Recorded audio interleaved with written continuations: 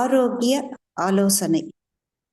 ஒவ்வொரு மாதமும் நமக்கு நம்முடைய உடல் ஆரோக்கியத்தை பற்றியும் உச்சி முதல் பாதம் வரை உள்ள ஒவ்வொரு உறுப்புகளை பற்றியும் எடுத்து தெளிவாக நமக்கு ஆராய்ந்து அதனை பாதுகாக்க வேண்டிய பொறுப்பினையும் அவற்றிற்கான உணவு முறையையும் நமக்கு அளித்து கொண்டுள்ள இந்த ஆரோக்கிய ஆலோசனை தொடர்ச்சியாக இன்று வாய், அதில் நாக்கு, பற்கள், அதன் உள்ளுறுப்புகள் பற்றி நமக்கு மிகச்சிறந்த தெளிவான விளக்கம் அளிப்பதற்காக அருள்நிதி அனிதாவும் அருள்நிதி ஷர்மிளாவும் நம்மோடு இணைந்துள்ளார்கள். அனிதா சசிகுமார் அவர்கள் பல்வேறு யோக பயிற்சிகள் பயின்றவர், மலர் மருத்துவம் பயின்றவர், அக்குபஞ்சர் இப்பொழுது படித்துக் கொண்டுள்ளார், சிறந்த இல்லத்தரசி. ஷர்மிளா அவர்களும் பல்வேறு நிறுவனங்களில் முக்கிய பணிகளை செய்தவர், உணவு முறை தயாரிப்பு பற்றியும் இயற்கை உணவு முறை பற்றியும் பயிற்சி பெற்றவர். கிரிஷி அவர்களுடைய பயிற்சியை வாழ்வில் செயல்படுத்தி வாழ்பவர், சிறந்த இல்லத்தரசி. அவர்கள் இருவரும் இன்று நமக்கு வாய்ப்பகுதி, அதில் உள்ள நாக்கு, பற்கள் பற்றியும் மிகச்சிறந்த பல்வேறு முக்கிய பணிகளையும் உறுப்புகளை நாம் எவ்வாறு பாதுகாக்க வேண்டும், அதற்கான உணவு முறையை பற்றியும் எடுத்துரைக்க நம்மோடு இணைந்துள்ளார்கள். முதலாவதாக அனிதா சசிகுமார் அவர்களை அன்போடு அழைக்கிறோம். அடுத்து ஷர்மிளா அவர்கள். வாழ்க வளமுடன் அம்மா. நன்றிங்கம்மா. வாழ்க வளமுடன். தியானமே யோகம், யோகமே ஞானம். தமிழ் ஆனந்த யோகம். வாழ்க வளமுடன். இந்த மினிதான மாலை வேளையிலே இந்த மீட்டிங்கில் கலந்திருக்கும் அனைவருக்கும் எனக்கு மனமார்ந்த வாழ்த்துக்கள். வாழ்க வளமுடன். நம்ம சில கடந்த வாரங்களாக நம்மளுடைய உடல் உறுப்புகள் அது எப்படி எந்த பிரிவுலா இருக்குது, அதனுடைய செயல்பாடுகள் எப்படி இருக்கு, அது எப்படி பராமரிக்கலாம் அப்படின்றத பத்தி நம்ம பார்த்துக்கிட்டு வந்திருக்கோம். அதன் வரிசையில் இன்றைக்கு பற்கள் மற்றும் நாக்கு இதனுடைய செயல்பாடு எப்படி இருக்கு, அது எப்படி இயங்குது, அதனுடைய பயன் என்ன, அது எப்படி பாதுகாக்கலாம் அப்படின்றத பத்தி இந்த வாரம் நம்ம பார்க்க போறோம். இப்போ நம்மளுடைய முகத்தை பார்த்த உடனே அழகா இருக்கு, அவங்க சிரிச்சாங்கன்னா அவ்வளவு அழகா இருக்கு அப்படின்ட்டு சொல்றது நம்ம பற்கள் தான். அந்த பற்கள் வரிசையா அவ்வளவு அழகா இருக்குன்னு நம்ம சிரிக்கிறது மூலயமா தெரியுது.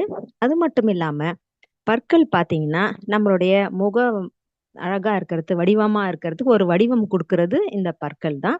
தாடையில நம்மளுக்கு அழகா வச்சிருக்கிறது. அது மட்டும் இல்லாம நம்ம சாப்பிடுறதுக்கு ரொம்ப முக்கியமா நம்மளுடைய உணவுகள் ஜீரணம் ஆவறதுக்கு, அதை நல்லா மென்னு சாப்பிடுறதுக்கு உதவுவது இந்த பற்கள் தான்.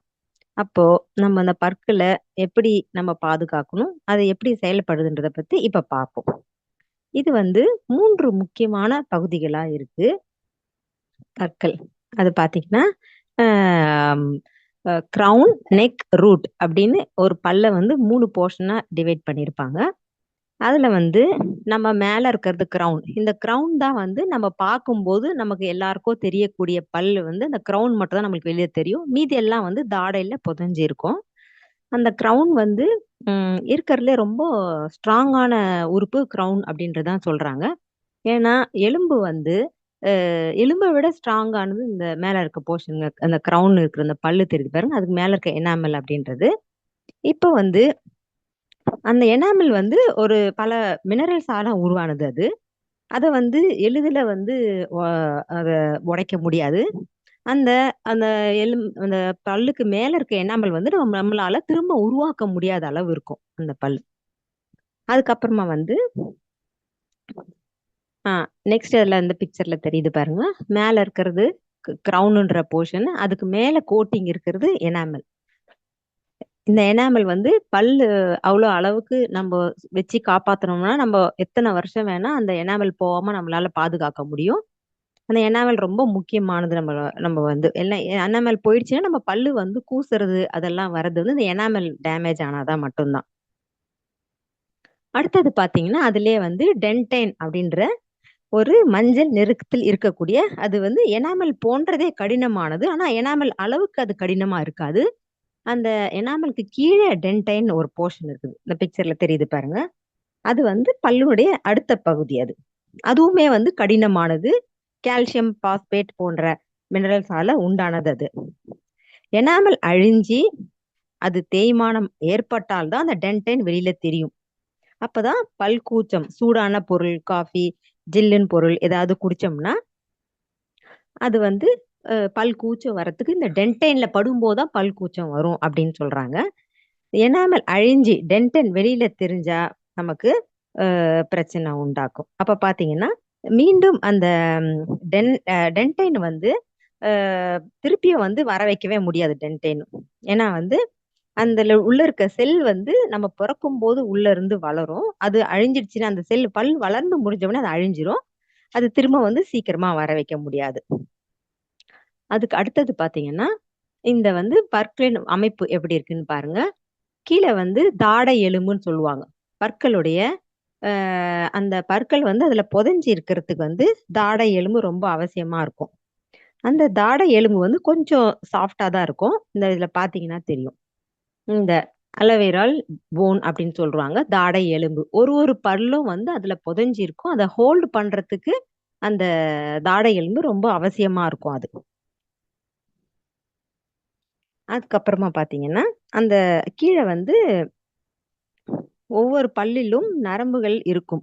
அவை வந்து மூளை க்கு தருகின்ற தகவல்கள் பல்லுக்கும், பல் குடுக்கிற சிக்னல் மூளைக்கும் எடுத்து செல்லக்கூடியது. அதாவது இது வந்து நம்ம குழந்தை பொறக்கும்போதே சில குழந்தைங்களுக்கு பல் முளைச்சிருக்கும். அது நேட்டல் டூத்துன்னு சொல்லுவாங்க. அ அது பார்த்தீங்கன்னா, அந்த குழந்தைக்கு சில குழந்தைங்களுக்கு தான் ரேரா இருக்கும். ஆனா வந்து பல பேருக்கு வந்து அது இருக்காது. ஆனா அது ரொம்ப ஸ்ட்ராங்கா இருக்காது அந்த பல்லு. சரிங்களா? இப்போ இந்த பிக்சர்ல பார்த்தீங்கன்னா, அ டென்டைல் பல்ப் அப்படின்னு இருக்குது. அந்த பல்ப் வந்து ரொம்ப சாஃப்ட்டான டிஷ்யூ ஆனது. பல்லுக்கு தேவையான ஊட்டச்சத்துக்கள் இங்கு தான் இருக்கும். அதுல பார்த்தீங்கன்னா, டென்டல் பல்ப்ன்னு சிவப்பு நிறத்துல இருக்குதுல்ல, அது டென்டல் பல்ப்பு. அதுல வந்து பிளட் வெசல்ஸ்கள் அமைந்திருக்கும். அதுல கலர் கலரா இருக்கிறது வந்து பிளட் வெசல்ஸ்கள். ஒவ்வொரு பல்லிலும் நரம்புகள் இருக்கும். அந்த நரம்புகள் வந்து மூளைக்கு தகவல்களை எடுத்து செல்லும். அப்புறம் அந்த மூளையிலேருந்து வர தகவல் பல்லுக்கு செல்லும். இந்த சிக்னல் பரிமாற்றம் வந்து அந்த நரம்புகள் மூலமா தான் நடக்கும். ஒவ்வொரு பல்லிலும் மிக சிறிய ஓட்டை ஒன்று இருக்கும். அது வந்து கீழ அந்த ரூட்ன்னு சொல்லுவாங்க. கீழ பார்த்தீங்கன்னா, அந்த பல்லினுடைய கீழ் அமைப்புல ஒரு பல்லுக்கும் ஓட்டை இருக்கும். ஏன்னா, அதனுடைய நர்வு போவும். நர்வ்ஸ் வழியில அந்த சிக்னல் போறதுக்காக அந்த ஓட்டை இருக்கும். இந்த ரத்த நாளங்கள் இந்த இடத்துல தான் ரத்த நாணங்கள், நரம்புகள் உள்ள போறதுக்கும், வரத்துக்குமான இடம். பல்லின் நடுப்பகுதியில் வீக்கா இருந்துச்சுன்னா, டென்டல் சர்விக்ஸ் ஆகும். அதுதான் வந்து ஈறுகள் பற்கள் சுத்தி இருக்கும். பற்களை சுற்றி உள்ள தாடை எலும்பு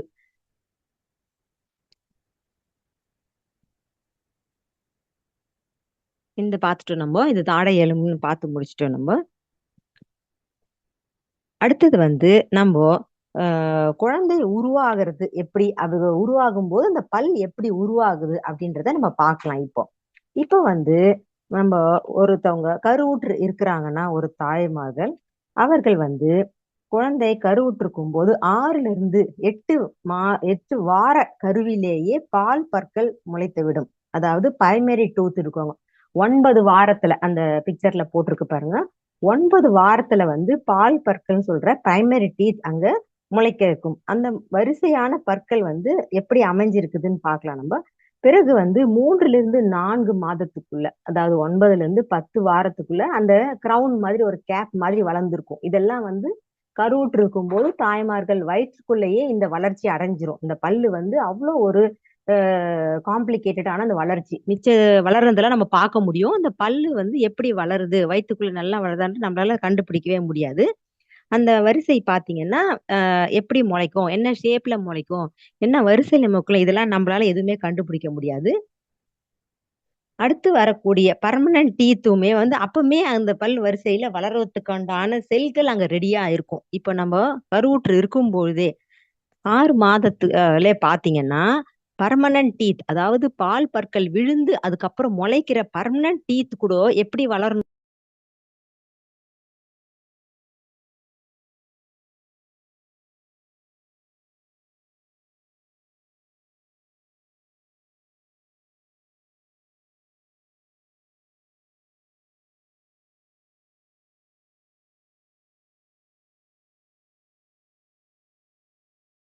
முளைச்சிச்சுன்னா ஒரு பல்லா வந்து வெளியில வர்றதுக்கு தயாரா இருக்கும். ஒரு பல்லா முளைக்க நம்ம பார்த்திருக்கலாம். அதுக்கப்புறம் 3 வயசுல எல்லா பற்களுமே முளைத்து விடும். 20 பற்கள் முளைச்சிருக்கும் அவங்களுக்கு 3 வயசுல பாத்தீங்கன்னா. அதாவது 3 வயதுக்கு மேல் பாத்தீங்கன்னா 20 பற்கள் முளைச்சிருக்கும். மேல் வாயில 10, கீழ் வாயில 10 பற்கள் அப்படின்ட்டு 3 வயசுல 10 முளைச்சிருக்கும். அதுக்கப்புறம் 5ல இருந்து 6 வயது ஆனவும் ஒவ்வொரு பல்லும் விழுந்து நிரந்தர பற்கள், அதாவது பர்மனன்ட் டூத் அப்படின்றது முளைச்சிருக்கும். இப்ப வந்து ஒரு வயசுல ரொம்ப முதிர்ந்தவங்க அப்படி பாத்தீங்கன்னா அவங்களுக்கு வந்து 32 பற்களும் முளைத்து இருக்கும். அவங்களுக்கு வந்து ஞான பற்கள் அப்படின்னு சொல்ற விஸ்டம் டூத் வந்து 17ல இருந்து 21 வயதுல தான் அந்த வளர ஆரம்பிக்கும். சில குழந்தைகளுக்கு பாத்தீங்கன்னா அது முளைக்காது, கொஞ்சம் லேட்டா தான் முளைக்கும். ஏன்னா அவங்களுடைய அறிவின் திறன் கொண்டு இந்த உலகை பார்க்கிற பார்வையில தான் அந்த ஞான பற்கள் முளைக்கும் அப்படின்ட்டு சொல்றாங்க. அதனால அது வளர்றதுனாலும் பிரச்சனை இல்லை, சில பேருக்கு லேட்டா வளரும். இப்ப வந்து பற்களுடைய 4 வகைகள் இருக்கு. அதுல பாத்தீங்கன்னா இன்சிசார் பற்கள், கெனைன் பற்கள், ப்ரீமோலார் பற்கள், மோலார் பற்கள் அப்படின்னு இருக்கும். அது என்னன்னா ஃபர்ஸ்ட் வந்து இன்சிசார் பற்கள். இது வந்து வாயில் முன் பகுதியில நம்மளுடைய முகத்தை நம்ம பார்க்கும்போது முன்னாடி தெரிக்கிற மேல 4 பல்லு கீழே 4 பல் அப்படின்றது இருக்கும். அதுதான் வந்து இன்சிசார் பற்கள் அப்படின்னு சொல்லுவாங்க. முன்னாடி நம்ம எந்தாவது ஒரு பழத்தை கடிக்கும்போது ஃப்ரண்ட்ல உள்ள மேல 4 பல்லு கீழே 4 பல், அதுக்கு பேர் தான் இன்சிசார், வெட்டு பற்கள் அப்படின்னு சொல்லுவாங்க. எதுக்காகனா அதை வெட்டி கடிச்சு சாப்பிட்றதுக்கு உபயோகமா இருக்கும். அதனால இந்த பர்கர், ஆப்பிள், அதுக்கப்புறம் பழங்கள் போன்றவற்றை நம்ம வந்து முன்பற்கள்ல கடிப்போம். குழந்தைங்க, சின்ன குழந்தை பாத்தீங்கன்னா பிறந்த பிறகு அவங்க முன்னாடி மேல 2 பல் கீழே நுனி பல்லே கடிச்சு கடிச்சு எதை வேணா சாப்பிட்டுருவாங்க, அவ்வளவு ஸ்ட்ராங்கா இருக்கும் அந்த பற்கள். அதுக்கு பேரு தான் வந்து இன்சிசாஸ் பற்கள் அப்படின்னு சொல்றாங்க. அதுக்கப்புறமா நெக்ஸ்ட் பாத்தீங்கன்னா கேனைன் டூத் அப்படின்னு சொல்லுவாங்க. அது வந்து கோரை பற்கள் அப்படின்னு சொல்லுவாங்க. இப்ப இந்த பிக்சர்ல பாத்தீங்கன்னா முதல் 4 பற்களை விட்டுட்டு அதுக்கு பக்கவாட்டுல இருக்கிற மேல 2 பல்லு கீழே 2 பல்லு, அது வந்து கேனைன் டூத் அப்படின்னு சொல்லுவாங்க. இதுக்கு வந்து இந்த நாய்களுக்கு ரொம்ப ஷார்ப்பா இருக்கும் பாருங்க, அது ஏதாவது படிச்சு ஹார்டா கடிச்சு இழுக்கிறதுக்கு இது உதவியா இருக்கும். இந்த 4 பற்கள் ஈட்டி மாதிரி இருக்கும், கூறு வடிவத்துல இருக்கும். இது வந்து ரொம்ப முக்கியமான பல்லு அப்படின்னு சொல்றாங்க கேனைன் பற்கள். அடுத்தது வந்து ப்ரீமோலார் பற்கள். இந்த ப்ரீமோலார் பற்கள் பாத்தீங்கன்னா கேனைன் பற்களுக்கு அடுத்து 2 உள்ள பற்கள், மேல 2 இந்த பக்கவாட்டு நாடுல, அந்த பக்கவாட்டுல 2, அதே போல கீழ் தாடையிலும் இந்த பக்கத்துல 2 அந்த பக்கத்துல 2 அப்படின்னு சொல்லிட்டு இந்த பிக்சர்ல டாட் வச்சு காமிச்சிருக்கோம் பாருங்க, அதுதான் வந்து ப்ரீமோலார் டூத் அப்படின்னு சொல்றாங்க. அதுக்கு தமிழ்ல முன் கடவாய் பற்கள் அப்படின்னு பேருங்க. இது வந்து ரொம்ப அன்ஈவனா இருக்கும். இந்த பற்கள் பாத்தீங்கன்னா அகலமா இருக்கும், கொஞ்சம் அன்ஈவனா இருக்கும், மேடு பள்ளமா இருக்கும். நம்ம சாப்பிடுற சாப்பாடை கிரைண்டர் மாதிரி அதை அரைச்சி கூழாவறதுக்கு பயன்படும் இந்த ப்ரீமோலார் பற்கள் அப்படின்னு சொல்லுவாங்க. அடுத்தது வந்து மோலார் பற்கள், அது வந்து கடவாய் பற்கள் அப்படின்னு சொல்லுவாங்க. அந்த கடவாய் பற்கள் வந்து தாடையில் 6 பற்கள் ஒரு சைடிலும், அதுக்கப்புறம் 3 பற்கள் வேற சைட்லயும், மொத்தம் 12 பற்கள் இருக்கும். அது மேல மேல மேலேயும் 3 கீழேயும் 3 அப்படி இருக்கும். கீழ்தாடையில வந்து தேர்ட் மோலார்ன்றது விஸ்டம் டூத், அதாவது 19ல இருந்து 21 வயதுக்குள்ள வரும் அப்படின்ட்டு சொல்லியிருந்தவங்க. இது ஞான பற்கள் அப்படின்ட்டு சொல்லுவாங்க. சில மேமல்ஸ், அதாவது பாலூட்டிகள் எல்லாமே போன்று மனிதர்களை போலவே 2 முறை மட்டுமே பல்கள் முளைக்கும்.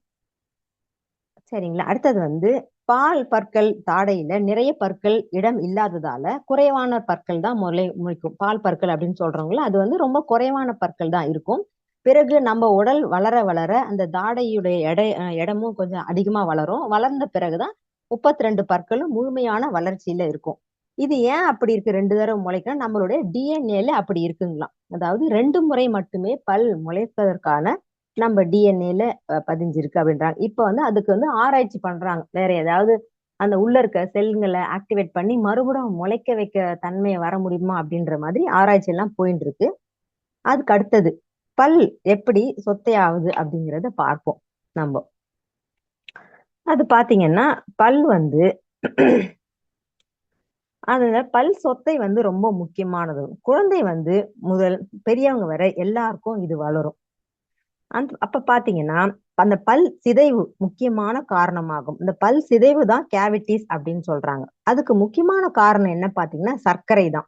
நம்ம உணவுல உட்கொண்ட சர்க்கரை வந்து பற்களுக்கு இடையே உணவுகள் வந்து தங்கி இருக்கும். அதாவது அந்த கேவிட்டிஸ் வந்து முதல்ல சீக்கிரமா அஃபெக்ட் ஆகிற இடம் பாத்தீங்கன்னா இந்த 2 பற்களுக்கு நடுவுல அது இருக்கும். அது வந்து தெரியாம இருக்கும் நமக்கு. பல்லு கூச்சத்தினால அப்புறம் டாக்டர் கிட்ட போய் கேட்டு பார்க்கும்போது அந்த 2 பற்களுக்கு இடையே அந்த கேவிட்டிஸ் முதல்ல ஆரம்பிக்கும். அதுக்கப்புறம் பாத்தீங்கன்னா அது கொஞ்சம் கொஞ்சமா வளர்ந்து வாயில இருக்கிற நம்மளுடைய வாயில இருக்கிற பாக்டீரியா ஜெர்மிசைஸ் அப்படின்ற பாக்டீரியா தான் இத வந்து வளர்க்கக்கூடியது. அது என்ன பண்ணும்னா அந்த வாயில பல்லு இடுக்குல இருக்கிற உணவுகளை சாப்பிடுறதுக்கு அந்த பாக்டீரியாஸ் வரும். அந்த உணவுகளை சாப்பிட்டு அதோட இனத்தை நிறைய பெருக்கிட்டே போகும். அப்ப வந்து வாய் நிறைய அந்த பாக்டீரியாஸ் பெருக்கிறதால அடுத்து உள்ள பல்லுமே வந்து அது நம்ம பல்ல வந்து சொத்தையாக்கிரும் அது.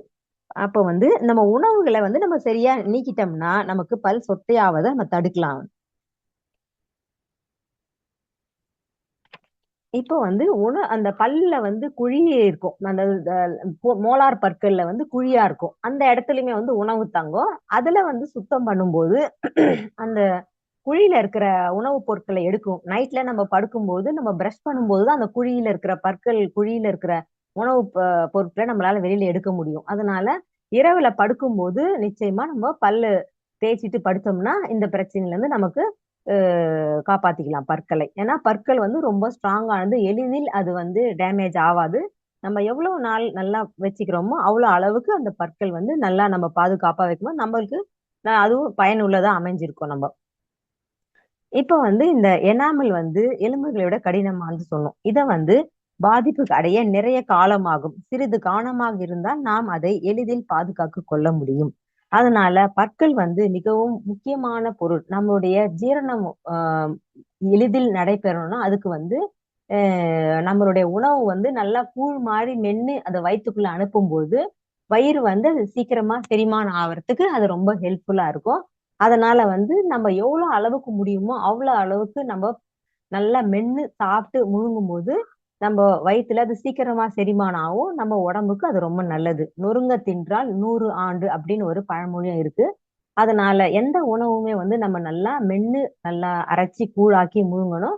அதுக்கு பிறகு ஒரு உணவு இடைவேளைக்கும் போது ஒரு உணவு சாப்பிட்டு முடிச்சோம்னா அப்போ நம்ம தண்ணி ஊத்தி வாயை புப்பிச்சிட்டாலே வந்து அந்த பற்கள்ல ஒட்டி இருக்கிற உணவுப் பொருட்கள் ஓரளவுக்கு மேக்சிமம் போயிடும்.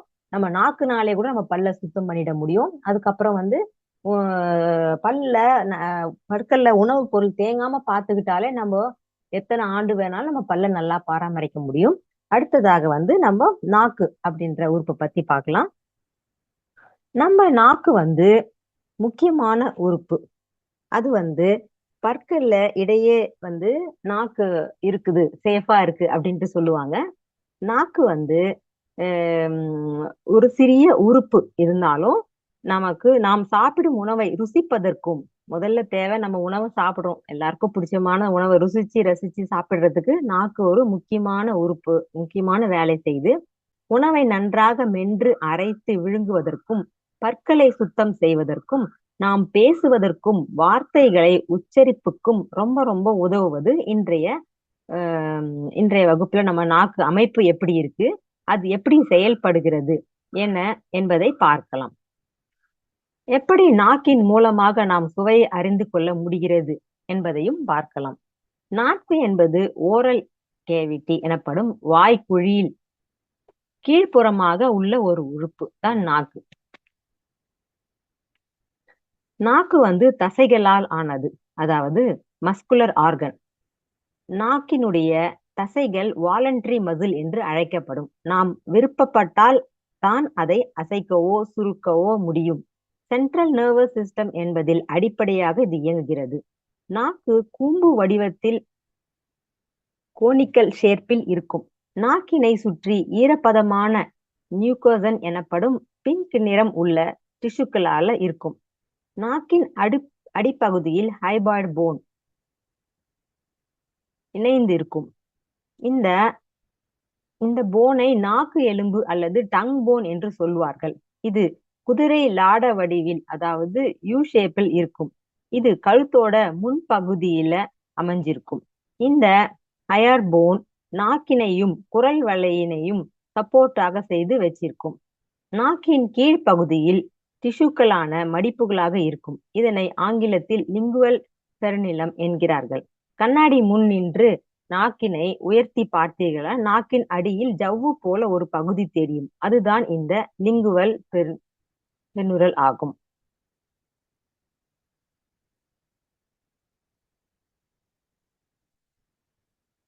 இந்த லிங்குவல் பெருங்குளம் ஒரு நாக்கினை வாய்க்குழியில் பிடித்து நிறுத்தி வைக்கவும் அதனுடைய மூமெண்டை கட்டுப்படுவதற்கும் இந்த லிங்குவல் பெரிலியம் உதவுகிறது. நாக்கினுடைய அடிப்பகுதியில் அமைந்திருப்பது உமிழ்நீர் சுரப்பி எனப்படும் சலைவரி கிளான்ஸ் என்பதாகும். இது போல 3 ஜோடிகள் உமிழ்நீர் சுரப்பிகள் இருக்குது. உமிழ்நீர் நாக்கை ஈரமாக வைப்பதற்காகவும் நாக்கு அதனுடைய வேலையை சீராக செய்வதற்கு உதவுவது. நம்முடைய நாக்கு அனைவருக்கும் ஒரு போல் இருப்பதில்லை என்று ஒவ்வொருக்கும் தனித்தனி வாய் இருப்பதாகவும் இருக்கிறது. பொதுவாக மனிதர்களுடைய நாக்கு 8 சென்டிமீட்டர் நீளமுடையதாக இருக்கும். முன்புற பகுதி ஏபெக்ஸ் எனப்படும். இதுதான் நாக்கினுடைய பக்கவாட்டிலிருந்து பார்க்கறது பிக்சர் இது. இந்த முன்பக்கம் ரொம்ப சுலபமாக நம்மால் மூவ் பண்ண முடியும். முன்புறமாக இருப்பது அடிப்புகம் அல்லது ரூட் எனப்படும், பின்புறமாக இருப்பது. இது அயனாட் போலவும் கீழ் தாடையையும் இணைந்தும் இருக்கும். நடுவில் இருக்கும் நாக்கு பகுதி பாடி எனப்படும். நாக்கினுடைய மேல் பகுதி சொரசொரப்பாகவும் அடிப்பகுதி வழவழப்பாகவும் இருக்கிறது. நாக்கின் மேல் பகுதி ஒரு சிறு சிறு மொட்டுகளான புடைத்து கொண்டிருக்கும். இதற்கு பாப்பிலோ என்று பெயர். இது போன்ற ஆயிரக்கணக்கான பாப்பிலோக்கள் இருப்பதால் வாயின் மேல் பகுதி சுரசுரப்பாக இருக்கிறது. உலர்ந்த நாக்கில் இதனை நாம் கண்ணாடியில் பார்க்கும்போது தெளிவாக தெரியும். இந்த பாப்பிலோயின் நுனி பகுதியை பார்த்தால் சிறு சிறு மொட்டுக்கள் இருக்கும். இதனைத்தான் சுவை மொட்டுக்கள் அல்லது டேஸ்ட் பட்ஸ் என்று சொல்கிறார்கள்.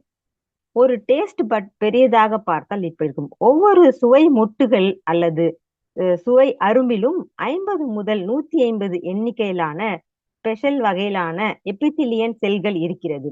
இவைகள் டேஸ்ட் செல்கள் எனப்படுகிறது. இந்த டேஸ்ட் செல்கள் மேலே ரொம்ப ரொம்ப சிறியதாக முடிகள் போன்ற அமைப்பு இருக்கும். இதனை டேஸ்ட் ஹேர்ஸ் அல்லது மைக்ரோவில்லே என்று சொல்வார்கள்.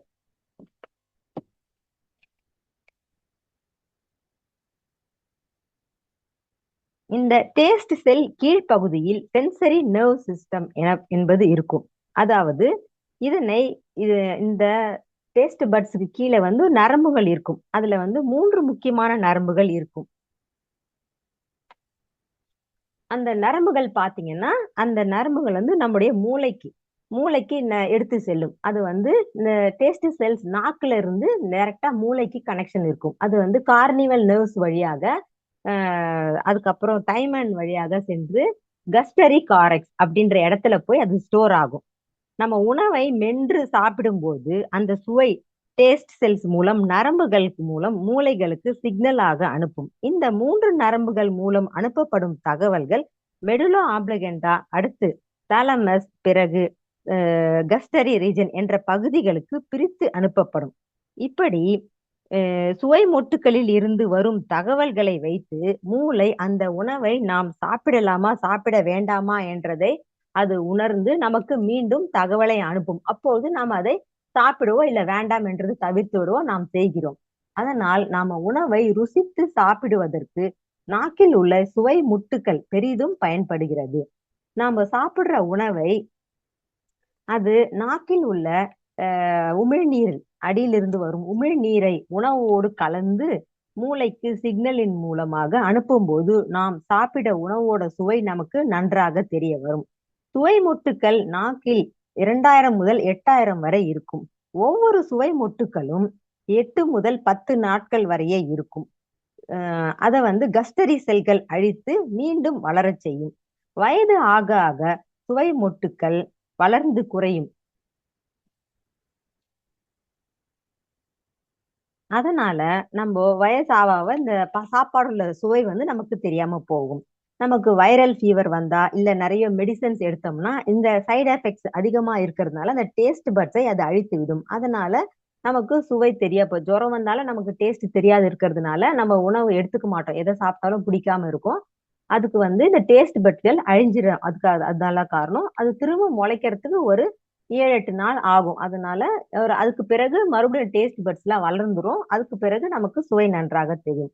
பொதுவாக நாம் சாப்பிடும் உணவில் அறுசுவை நிறைந்திருக்க வேண்டும்.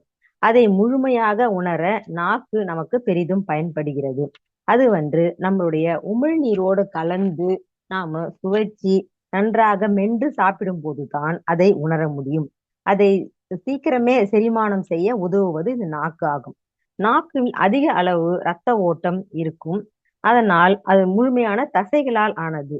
எலும்பும் எதுவுமே இல்லாதது இருக்கும். அதனால நாக்க எப்படி வேணா வளைக்கிறதுக்கு உதவியா இருக்கும். இந்த நாக்குக்கு கீழே பாத்தீங்கன்னா லிங்குவல் நர்வ், அது டீப் வெயின் அப்படின்ட்டு 2 இருக்கும். அது எப்படி வேணாலும் மடக்கிறதுக்கு உதவியா இருக்கும். அப்போ இந்த லிங்குவல் ஆர்டரின் அப்படின்றது நாக்குக்கு நல்ல ரத்தத்தை எடுத்துன்னு போற தமனி, கெட்ட ரத்தத்தை எடுத்துன்னு போறது லிங்குவல் வெயின் அப்படின்ட்டு சொல்லுவாங்க. நாக்கு 4 மெயின் தசைகளால் உருவாகி இருக்கும். நமக்கு பார்த்தாலே தெரியும். இன்ட்ரெஸ்டிக் மசில், எக்ஸ்டென்ட்ரிக் மசில் அப்படின்னு சொல்லிட்டு இதுல 4 மொத்தம் 4 தசைகளால் உருவாகி இருக்கும். நாக்கு மற்ற எலும்பு பகுதிகளோடு பிடித்து வைத்திருக்க உதவுவது இந்த மசில்ஸ் தான். நம் ஜீரணத்துக்கு முக்கியமான வேலைகளை செய்யும் நாக்கையும் பற்கையும் நாம பாதுகாப்பாக வைத்துக் கொள்ள வேண்டும். நமது கடமையாகும். இதன் பராமரிப்பு மேலும் அதை விளக்குவதற்காக ஷர்மிளா அம்மா வருவாங்க. அடுத்தது ஷர்மிளா அம்மா அவர்களை வாழ்க வளமுடன் என்று வாழ்த்தி வரவேற்கிறோம். வாழ்க வையகம், வாழ்க வளமுடன். குரு வாழ்க, குருவே துணை. தியானமே யோகம், யோகமே ஞானம். தமிழ் ஆனந்த யோகம். வாழ்க வளமுடன். எனக்கு இந்த வாய்ப்பை அளித்த நன்மணி ஐயா அவர்களுக்கும் தமிழ் ஆனந்த யோகத்தின் அருட்தொண்டர்கள் அனைவருக்கும் வாழ்க வளமுடன் என்ற வாழ்த்துக்களுடன் எனது வணக்கங்களை கூறிக்கொள்கிறேன். இன்னைக்கு நம்ம அனிதாமா பற்கள் பத்தியும் நாக்க பத்தியும் மிக தெளிவா நமக்கு அனாட்டமி எல்லாமே தெளிவா சொல்லியிருக்காங்க. அடுத்து என்ன பார்க்க போறோம்னா, நாக்கையும் வாய்ப்பகுதி, பற்கள், உதடு இது எல்லாமே நம்ம என்ன பண்ணணும் பண்ணக்கூடாது, டூ அண்ட் டோன்ட்ஸ், தவிர்க்க வேண்டியதும் செய்ய வேண்டியது செய்யக்கூடாதது, இதை மட்டும்தான் நம்ம பார்க்க போறோம். பொதுவா நாக்கு நீர்த்தன்மை உடையது. நம்ம எந்த உணவுப் பொருளை சாப்பிட்டோம்னாலும் அது நீர்மமா மாறினா மட்டும்தான் நமக்கு சுவை தெரியும். நீர்மமா மாறாம வாயில போட்ட உணவு அப்படியே கெட்டி தன்மையாவே இருக்குன்னா நமக்கு சுவை உணர்வு தெரியவே தெரியாது. அந்த பொருள் கரைந்தால் மட்டும்தான் நமக்கு சுவை தெரியும். நம்மளோட ஜீவகாந்தத்தை வாங்கிதான் நாக்கு அந்த பொருளை சுவையா மாற்றி நமக்கு கொடுக்குது. இந்த சுவையா மாத்தி கொடுக்கறது தான் பஞ்ச தன் மாத்திரைகள்ல ஒண்ணு.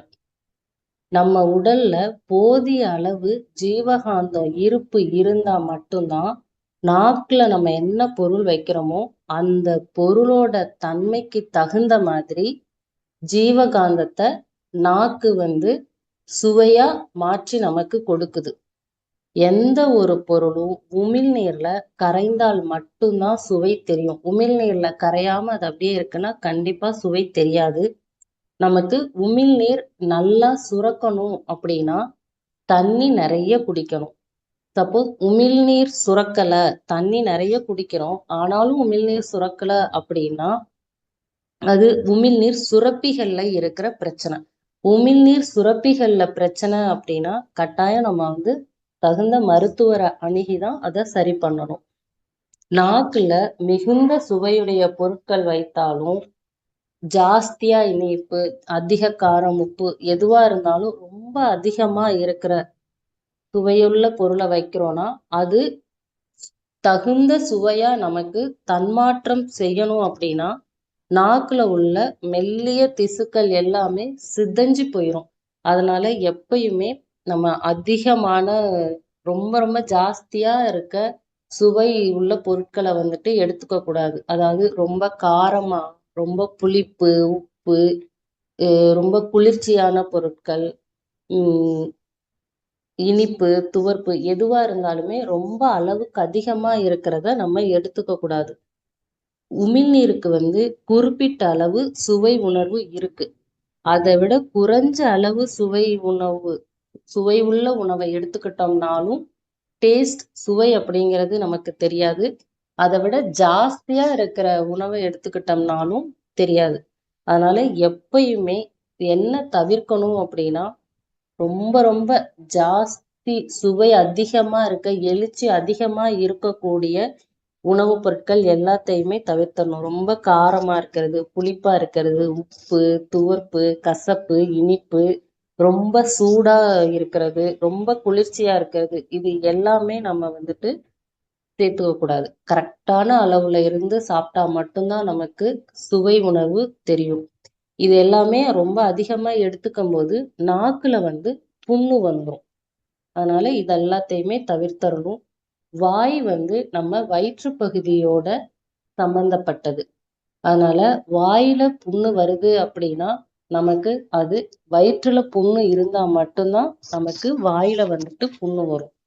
அப்போ வாயில புண்ணு வராம இருக்கணும்னா நம்ம வயிற்று பகுதிய சுத்தமா வச்சுக்கணும். வயிற்று பகுதியில புண் வருதுன்னா அதுக்கு முன்னாடி வயிற்றை நம்ம கழிவு நீக்கம் முறையா செய்திருக்கணும். இதெல்லாம் பண்ணும்போது குடல் வயிற்று பகுதி தூய்மையா இருக்குன்னா நமக்கு வாயும் தூய்மையா இருக்கும், வாயில புண்ணு வராது.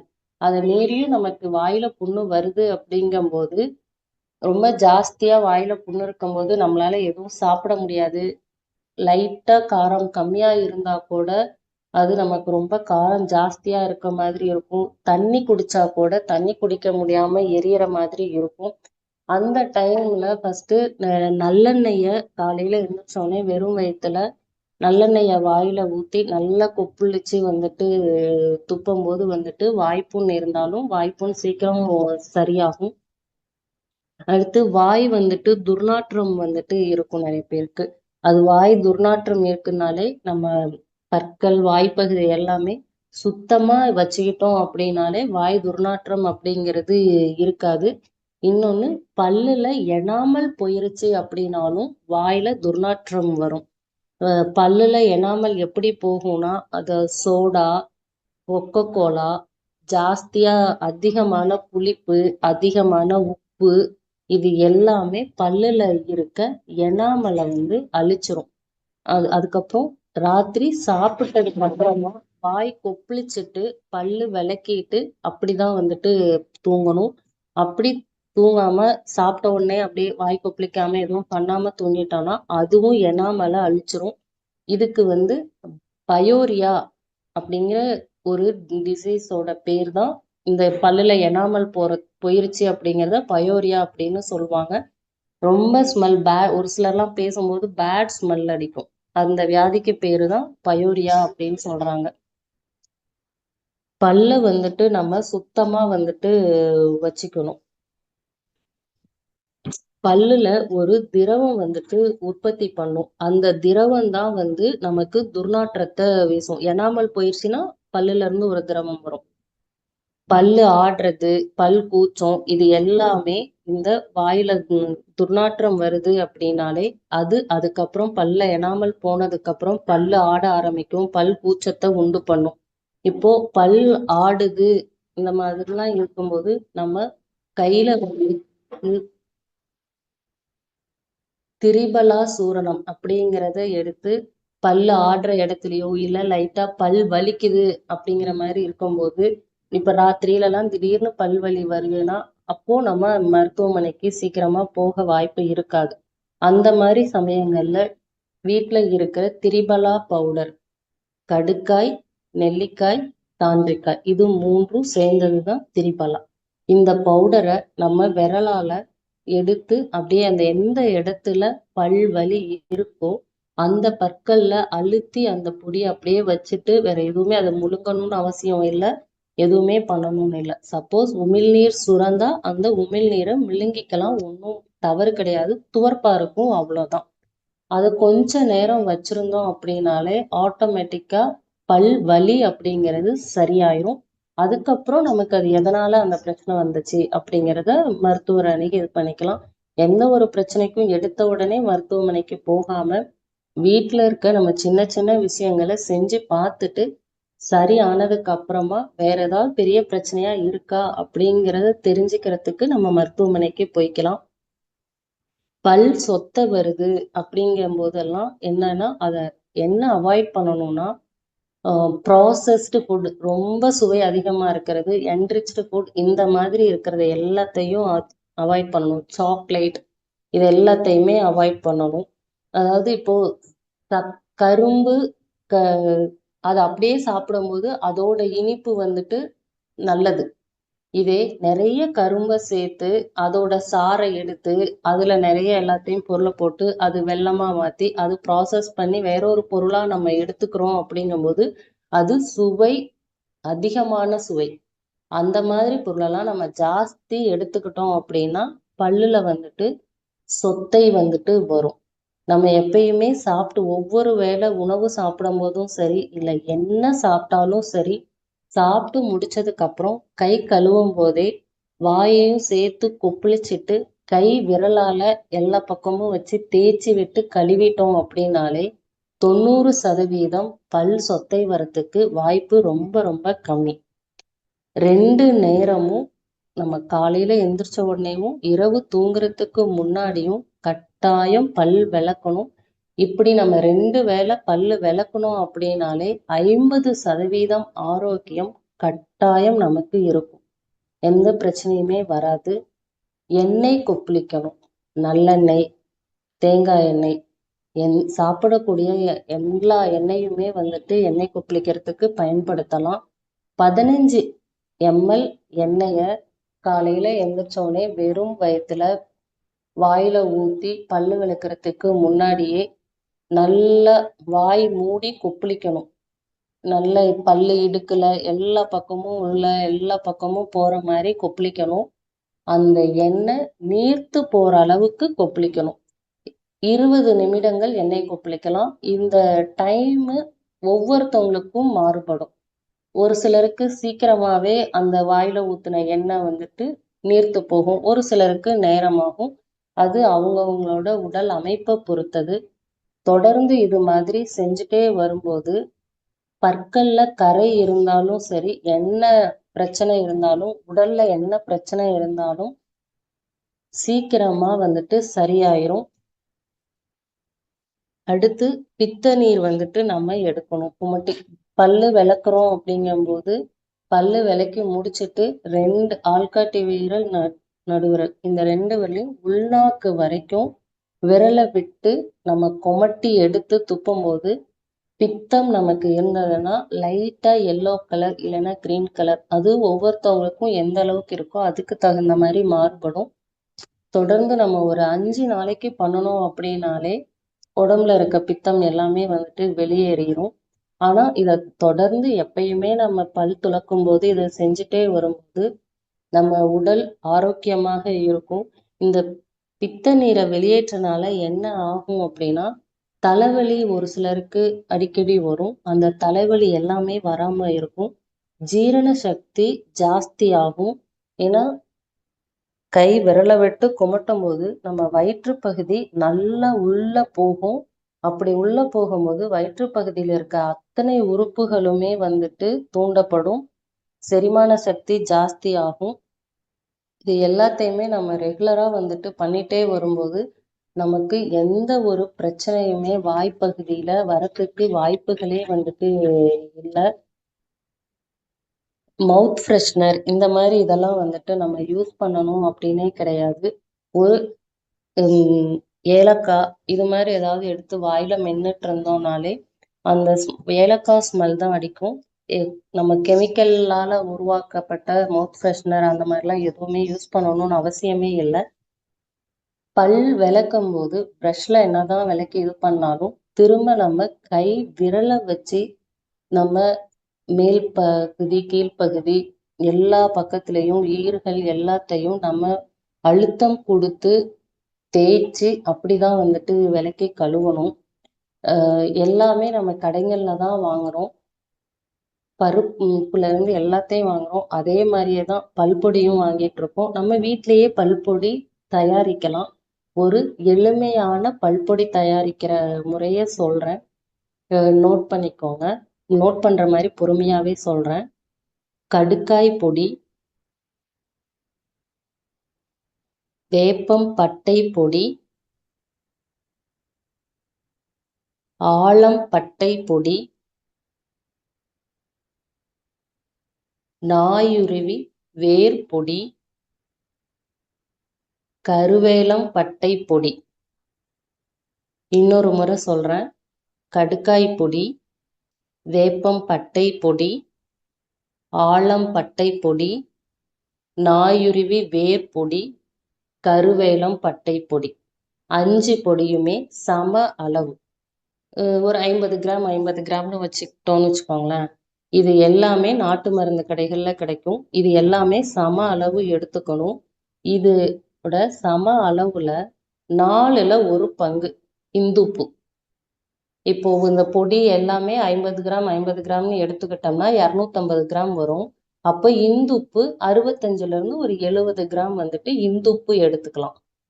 அடுத்து கிராம்பு. இதோட ஈக்குவல் அமௌண்ட்டில் 8ல் 1 பங்கு.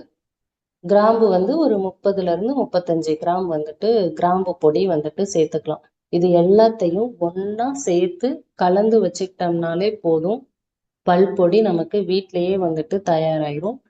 நம்ம யூஸ் பண்ணலாம். அதுக்கப்புறம் நம்ம வீட்டில் இருக்கவங்களுக்கு எல்லாருக்கும் கொடுக்கலாம்.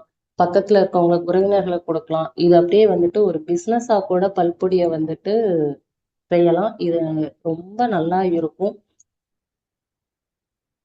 அடுத்து ஒரு நறுமண தேநீர் பொடி வந்துட்டு உங்களுக்கு சொல்றேன். ரொம்ப வாசனையா இருக்கும். நோட் பண்ணிக்கோங்க. மிளகு 2 ஸ்பூனு, ஏலக்காய் 2 ஸ்பூன், கிராம்பு 2 ஸ்பூன், பட்டை 1 சுருள், ஜாதிக்காய் 1, சுக்கு 1 இன்ச்சி அளவு, ரோஜா இதழ் 1 கைப்பிடி, கொய்யா இலை 250 கிராம், காய வச்ச கொய்யா இலை. இன்னொரு முறை சொல்றேன். தேநீர் பொடிக்கு மிளகு 2 ஸ்பூன், ஏலக்காய் 2 ஸ்பூன், கிராம்பு 2 ஸ்பூன், பட்டை 1 சுருள், ஜாதிக்காய் 1, சுக்கு 1 இன்ச் அளவு, ரோஜா இதழ். ரோஜா இதழ் அப்படின்னா பன்னீர் ரோஜா இருக்கும் இல்லைங்களா, அந்த ரோஜா இதழ் 1 கைப்பிடி, கொய்யா இலை 250 கிராம் பொடி. இது எல்லாத்தையும் நம்ம அரைச்சி தூளா வந்துட்டு டீ தூள் மாதிரி வந்து பொடி பண்ணி வச்சுக்கணும்.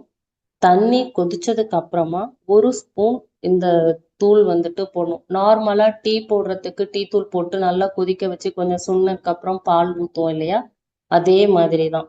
கொதிச்சதுக்கு அப்புறமா பாலும் பசும்பாலும் ஊற்றிக்கலாம். இல்லை அப்படின்னா தேங்காய் பாலும் வந்துட்டு சேர்த்துக்கலாம். இறக்கிட்டு நாட்டு சர்க்கரை கலந்து குடிக்கலாம். இந்த தேநீர் ரொம்ப ரொம்ப வாசனையா இருக்கும். இது குடிச்சதுக்கு அப்புறமும் நமக்கு வந்துட்டு பேசும்போதும் வந்துட்டு ரொம்ப வாயில இருந்து பேசும்போது மனம்தான் வீசுமே தவிர வேற எந்த ஸ்மெல்லும் வந்துட்டு அடிக்காது.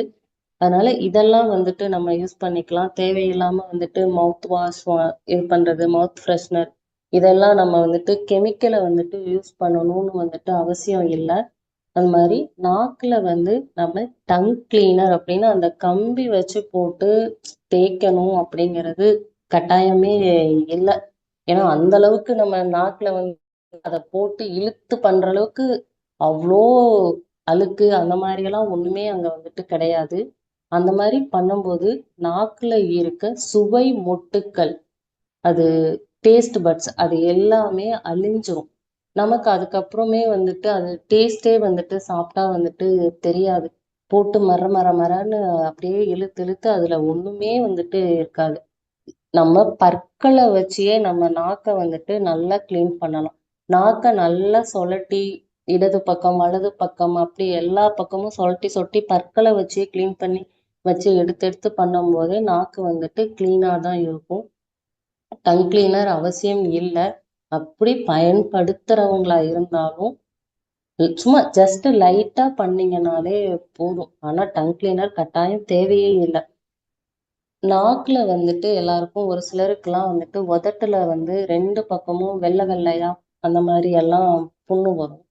அந்த புண்ணு எல்லாமே வாய் பகுதியை நம்ம சுத்தமா வச்சுக்காம இருக்கிறனாலதான் அது எல்லாமே வருது. அதனால எப்பயுமே வாய்ப்பகுதியை வந்து நம்ம சுத்தமா வச்சுக்கணும். 2 நேரம் பல்லு விளக்கி எண்ணெய் கொப்புளிச்சு இதெல்லாம் பண்ணும்போதே வாயில துர்நாற்றம் இல்லாம ரொம்ப நல்லா நம்மளோட உறுப்புகளை பாதுகாப்பா வச்சுக்க முடியும். இது எதுவுமே ரொம்ப கஷ்டமே கிடையாது. நம்ம தினசரி வாழ்க்கையில தினமும் எப்படி பண்ணுவோமோ அது மாதிரி பண்ணாலே போதுமானது. அனைவருக்கும் நன்றி. வாழ்க வளமுடன், வாழ்க வளமுடன்.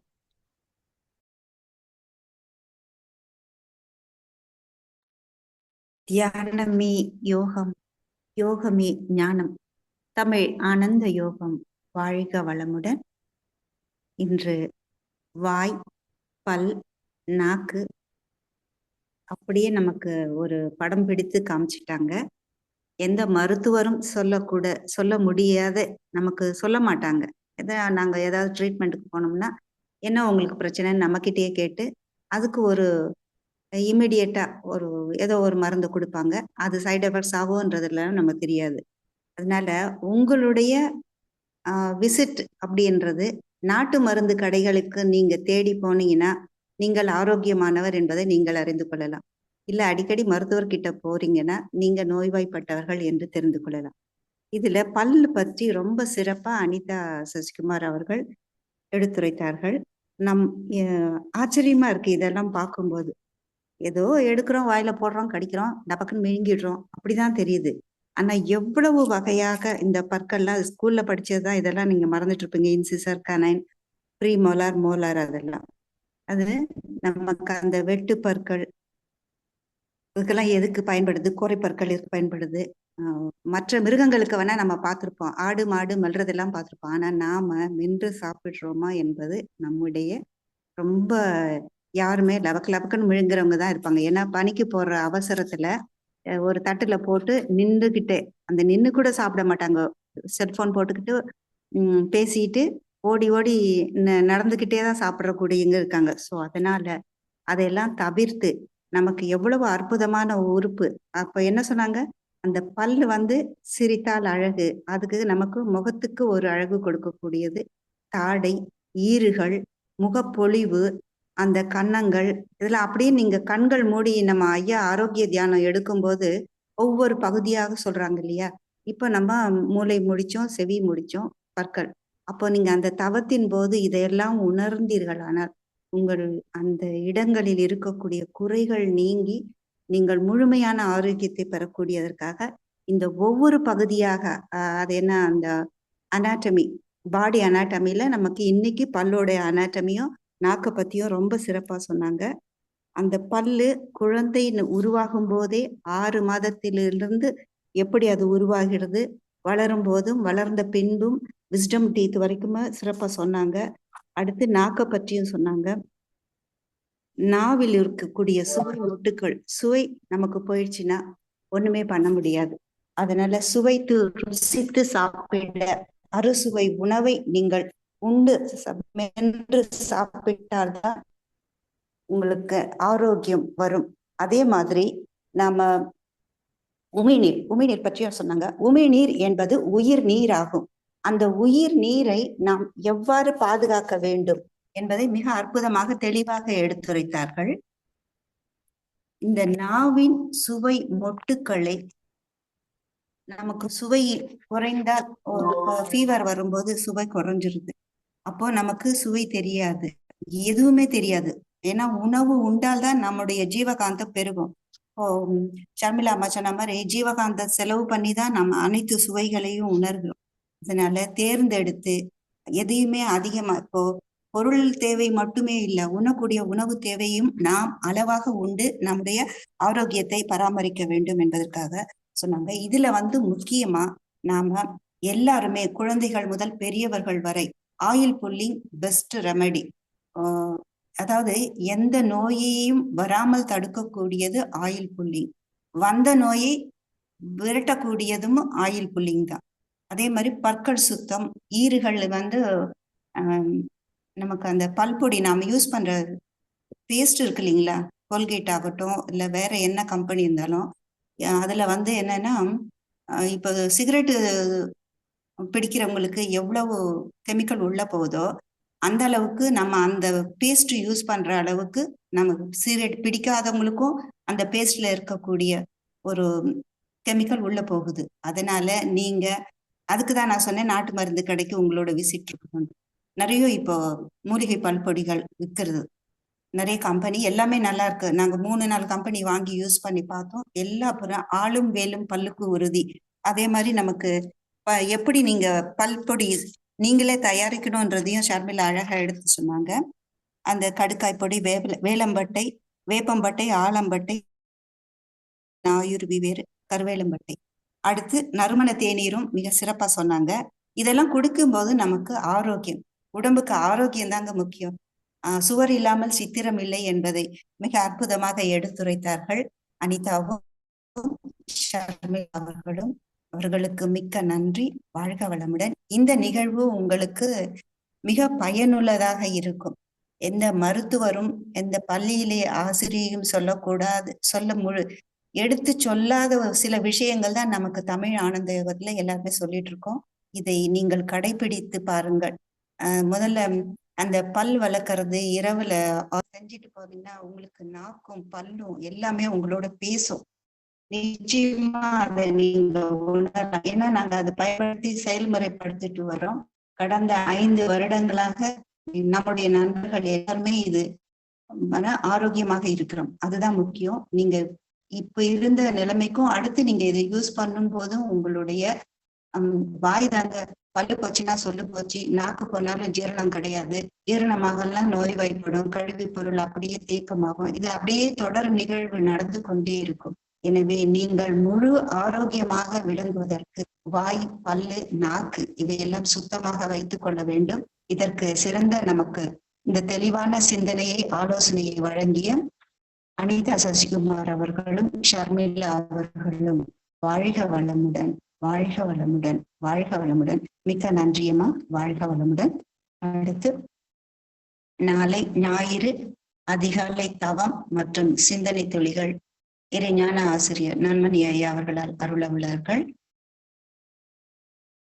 தமிழ் ஆனந்த யோகா நிகழ்வில் அனைத்து நிகழ்விலும் அனைவரும் கலந்து சிறப்பிப்போம்.